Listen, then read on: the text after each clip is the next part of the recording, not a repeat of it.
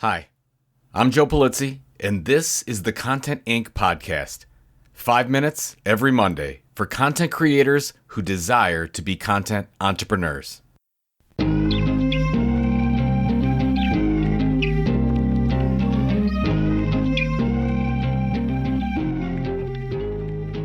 This podcast is supported by Memberful. With Memberful, there is an easier way to sell subscription memberships to your audience, unlocking a new source of revenue so you can build that financially independent content business you've always wanted. It's too easy. Integrates with all the tools you currently use, including your own branding, your gated content, private podcasts, and you can even include membership tiers and community spaces. And as you know, I'm a huge fan of control over your audience data. So guess what? Memberful gives you just that. Get started for free at memberful.com/contentinc. That's memberful.com/contentinc. I sent out my joepolizzi.com newsletter called the Orange Letter. Are you subscribed? I don't know if you are. But I sent it out last week, and I did something around my 8 best decisions ever. It's kind of audacious to say my best decisions ever. So many decisions you make in a lifetime. But these were just things that I thought made an incredible difference in my life. And now that I'm a seasoned 50-year-old, I stumble into many discussions with younger professionals about some of these decisions I made as a newbie. And then I decided, okay, I'm going to put these decisions down on paper. I did so after my last coffee meeting where this topic came up. And then I put it into the Orange Letter, the newsletter.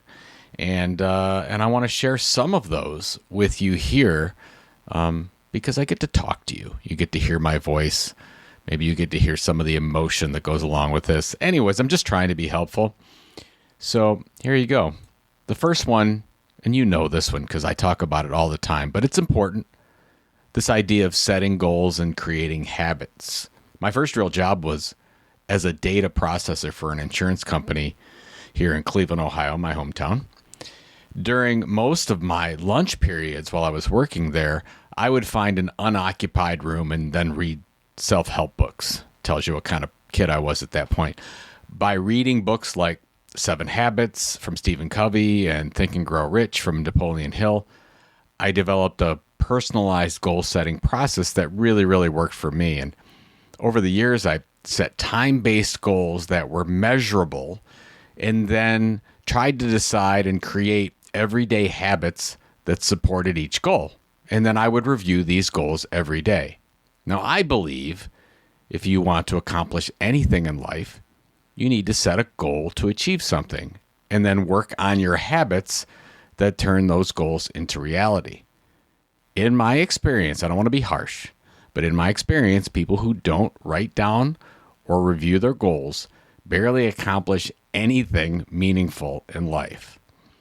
So by the way, if you want like a goal setting process, just go to joepolizzi.com or sign up for the newsletter. I've got the goal stuff all over the place. You should be able to find it. So the first one is setting goals and creating habits. My second big decision ever, this is financial. These next 2 are going to be financial related. Get a Roth IRA. Roth IRAs are individual retirement accounts where you can invest after-tax money, and then the investments you choose grow tax-free in that Roth IRA account. The Roth IRA itself was created in 1998, which was, funny enough, the same year my wife and I both opened a Roth IRA account. We started by investing $20 each per month, and when both of us began to make more money at work, we invested even more on a consistent basis in the Roth IRAs. Now, 25 years later, these accounts have grown significantly, and I believe that every person under the age of 70, even if you're listening to this and you're like 65, I still think there's plenty of time to get a Roth IRA. The second financial one, and this involves your kids if you have kids, or if you have younger loved ones, is to get a 529 education account. Our oldest will graduate from college in May, and outside of some well-earned scholarships for our oldest, the rest of their college expenses have been paid for through our 529 account. It's like a Roth IRA, but for educational expenses. And if you use the 529 proceeds for education, it's only partially taxable. Now, we literally open the accounts for each of our kids during their first month of life. The next important decision is this idea of calling your boss. Let me tell you a story. In 2001, I found myself in a management position for the first time. And the problem was our little department at a company called Penton Media was not well known in the overall organization and definitely didn't get any respect. I was advised by one of my mentors to call and set a lunch date with the CEO. And I said, "Are you kidding?" It seems so silly for me, just 2 years with the company at that point, that I could call up and ask the CEO to lunch. There were like 4 or 5 people between me and the CEO. So this was a bit of a stretch. Well, I did it. It took me months working with the CEO's secretary to make it happen, and I took him out and bought him lunch. Now, that meeting led to so many opportunities, I cannot even express it into words. No matter who you are and what your role is in the company, call the boss and arrange a meeting. I know it sounds audacious, but tell them who you are and what your aspirations are. Tell them how you can help the company. The worst thing that could happen is you get a no. But even the fact that you tried, I believe, will be remembered.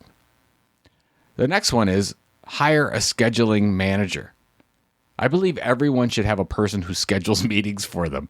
Outside of the fact that I am terrible at setting up meetings, the chore takes a lot of time, and having a buffer between you and the person you are meeting with is a life hack, in my opinion. I easily save 5 hours plus a week by not scheduling meetings. In addition, some meetings aren't necessary, and my amazing scheduler knows which ones I should take and which ones I shouldn't. All right, 2 more. The next one is spend time with your kids separately. Spending time with your kids is one of the most important things you can do as a parent, obviously. I have 2 children, and there have been times when I forget how important one-on-one time is with each one for them and for me as a father. A few years back, I took an unforgettable trip with my oldest to New York to see Billy Joel. This year, I'll go with my youngest to spring training, baseball, to go see the Cleveland Guardians in Arizona. My plan is to have at least one of these every year with each child, as long as they will allow it to happen. My last one, this is more of a personal one for all you married people out there. Assign housework. Maybe you'll relate to this. After a while, when you live with a significant other for a long time, routines and patterns emerge. Sometimes these are good and sometimes they're not so good.